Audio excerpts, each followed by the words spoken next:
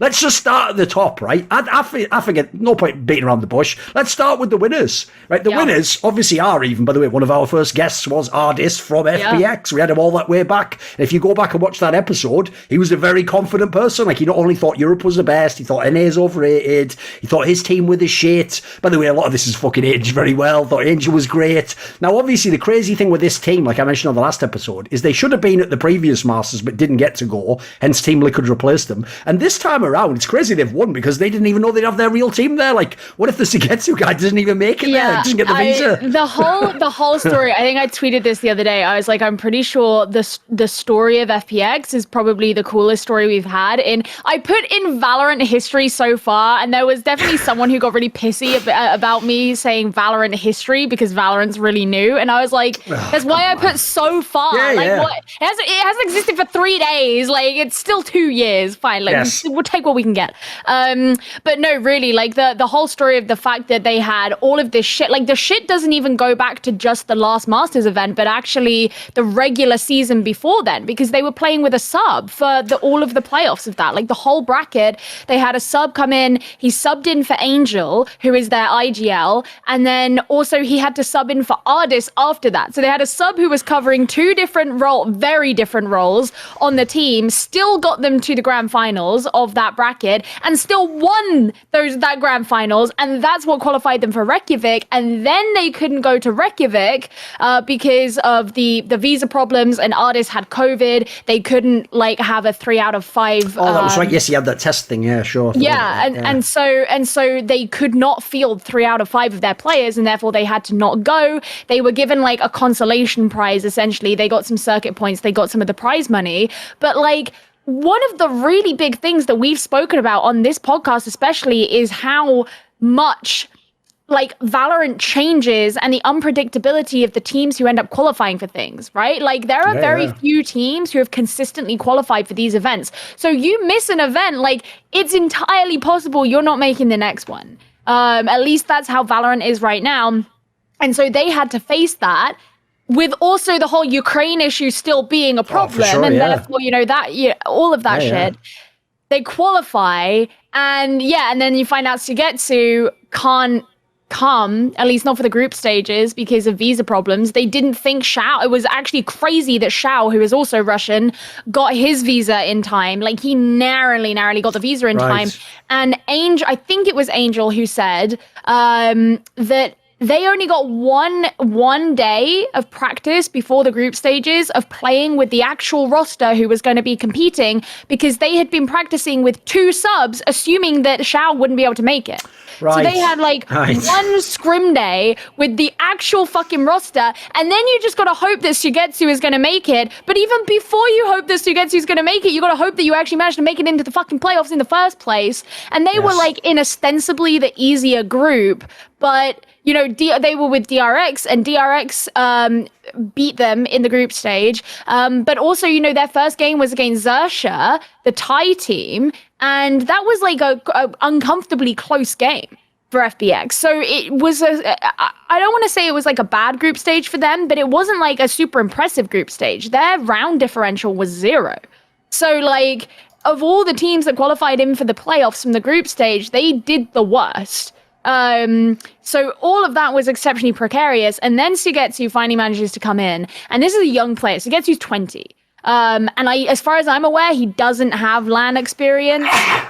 And he comes in and you think like, okay, it's a young player. Like, there's a lot of pressure on him. Like, is he really going to be able to, what are you going to do with this? This is kind of a crazy situation. The man fucking pops off. Like, what the hell? Young players don't do that. Like, it's so rare to see young players actually be able to pull that off, especially in a situation like as crazy as that. Like, the mitigating circumstances here is actually wild. And he was just absolutely like a complete nutbag. In fact, in the grand finals, he solidified the final round with a 4K. So I don't know, like the whole thing is just like crazy. It's something that you could make up and be like, that's so unlikely, like no team's ever going to go through that. And yet that somehow is their reality. You know the problem I've realised now? You know when you see something, you can't unsee it. You know when you posted that clip on, like, I can't remember if it was on Instagram or Twitter, you posted that clip of you when you're like 10 years old or something, interviewing your brother at like some race course. The problem with that is now every time you react really emotionally, I just think of that girl. Like, I imagine her just going, he fucking popped off! Man. He's fucking popping off! Like, dude, that the best thing. because you're right. It looks like you were just like groomed to do this job or something. Like, you were good. It was quite good. The best thing about that clip is, as like a side note, is the bit where I'm interviewing my brother, and I'm like 7, and my brother's like just younger than me. He's about a year and a half younger than me, and I go, Kieran, look at the camera. Yeah, you actually have the wherewithal to know, like, your on-camera presence is a deal. That's actually legit, because people don't know that is one of the main things about being camera talent, isn't it? Yeah. Oh my God. That's legit. Oh, that was a while ago that I posted that as well. I'm amazed that you remember that. It's all right. Because, okay, what about that angle then? Because that's the other thing I was going to ask is this. Normally, when someone wins the tournament, it's pretty obvious who the MVP should be. Who do you think actually the MVP was for this tournament? Who would you have picked? You know what? I actually don't remember who the MVP was. Sugetsu, right? He got the MVP. I'll double check. I think it was. So they did a Twitter poll, which the sad thing about Twitter polls is that you can only have 4 options. So 4 out of the 5 players are on this. Twitter so whoever gets left off just looks like they're getting flamed. Yeah, exactly. Like, true. Yeah, true. Yeah. That's a really hard question because I think both. Oh my God! I mean, so. There are 2 different ways of looking at this. He apparently did get the MVP. He did win it. He did, yeah. I thought it was him. You can look at, like, the crazy performance within the grand finals, and I think that in that case, Sugetsu is very, deserving of that. I think that you could also look at Xiao for that as well, because I think that, especially throughout the course of the playoffs, Xiao got better and better. But I was really surprised at how few people voted for Angel. And I get it. It's like, especially with the Twitter poll, and you've had someone who's had this really insane pop-off like series and performance, and the fact that he's come into the playoffs and just the narrative angle helps, doesn't it? Yeah, the idea he came last second. Yeah, it's insane. Like, the narrative helps, and cool. Also like the fact that the way he plays is very like visually obvious, if that makes sense. But the thing with Angel, I think that I would say that he's probably deserving of more credit is the fact that Angel like did not do well in the group stage. Like, he was really struggling. His statistics were some of the worst in the entire tournament. And people were really concerned. And I think to get through that, to have the uncertainty of the position of where your team is and not knowing who's going to be playing in the playoffs and how you're going to go about this, to have to IGL through that and also improve your own statistics enough that you can have a really competitive lower bracket run. I think the amount internally that Angel will have had to have gone through in his own head to get the team to that point where they can make it to the grand finals and win is probably deserving of an MVP for like a playoffs run, let's say. And obviously that's not something that's like necessarily provable in a server in the same way that like Sugetsu's performance is, for example. So, it's 2 sides of like a different coin, and I understand why Sugetsu got it, and I don't think he's undeserving of it, but I would have liked to have seen Angel get more credit for that, because I think the number of people who voted Angel in that poll was like the lowest of all 4 options. I saw there was a different website, actually, like one of the community sites gave it to Xiao, actually. So what I want to ask was this. In their team, in FPX, how would you describe to the layman? Like, is this a unique setup in their team? Like, obviously, Xiao's the initiator. Like, who does, like, what's the sort of burden of carry, as it were, in their team? Who has to be the star, do you think? The burden of carry, I think that's the crazy thing about FPX is, like, if someone, like, puts a gun to your head and says, pick one carry from this team, then I'm going to get shot. Like, you can't. There isn't one carry. But I think the reputation that FPX really built for themselves this year, even from very early in the year, is that they can play in so many different play styles, and they basically choose that play style rather unpredictably based on the situation that they are, handed. And that makes them very hard to prepare for and read into. I think there was an interview with like one of the players. It might have been Angel for like one of the content pieces that they did for Masters. And he's like, good luck trying to prepare for what we're going to bring out, because even we don't fucking know what we're going to bring out until just before we do it, right? It's like, and that's kind of been the, the FPX MO, at least of this year. And I think that's really played into their success. So one of the like kind of great things about them is the fact that, yes, obviously everybody's playing the roles that they play. I mean, like, yeah, you're pretty much always going to see like artists as the duelist, for example, but there is that ability like to have a lot of flexibility, I think, in this team and be able to pick up whatever you need to play however you need to, in the way that they see fit in the moment.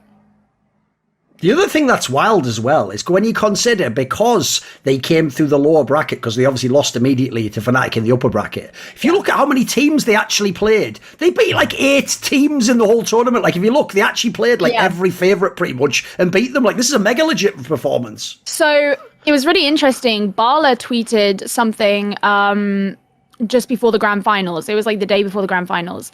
And he said, to get to the grand finals, the fewest number of games you can do it in is 4, and the maximum number of games you can do it in is 9.